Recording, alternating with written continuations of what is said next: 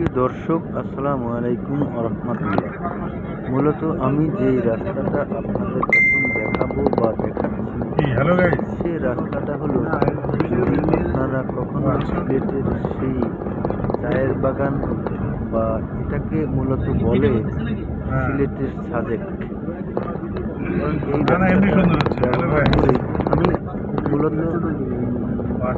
যে দিকটার কথা বলবো, বের হওয়ার সময় এই হলো দেখাচ্ছি। ঢোকার রাস্তাটা আমি দেখাই নাই, এটাই ঢুকতে এটাই বের হয়েছে। যাই হোক, ভুল হয়েছিল।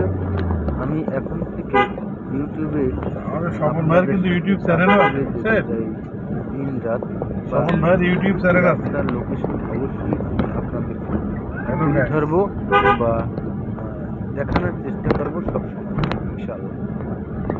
এইগুলো সিলেটের যে সাজেকের চায়ের বাগান আছে, চায়ের বাগানের রাস্তা। যদিও চায়ের বাগানের কোনো দৃশ্য এখানে নেই, তবে এই রাস্তাটা অবশ্যই ব্যবহার তাহলে আপনি হলো ওই চায়ের বাগানটা দেখতে পাবেন। ভিতরের পরিবেশটা অনেক সুন্দর। আমি যদিও এখানে 3 থেকে 3.5 মিনিট একটা ভিডিও দিয়েছি, অনেক সময় লাগে এখানে যেতে। আর রাস্তার দুই পাশে বেশ সুন্দর পরিবেশ, মাঝে মাঝে একটু ভাঙাচোরাও আছে, যদিও দেখতে গেলে একটু পরিশ্রম করতে হবে, তাই না? যাই হোক, এই যে রাস্তাটা দেখছেন, এখান থেকে গিয়ে আপনি সিলেটের সেই সাজেকের যে চায়ের বাগানটা, এটা দেখতে পাবেন। সাজেক বলতে এটা বোঝা যাচ্ছে, যা দেখছি ওখানে গিয়ে, সেটা হচ্ছে আপনার ছোট ছোট টিলা।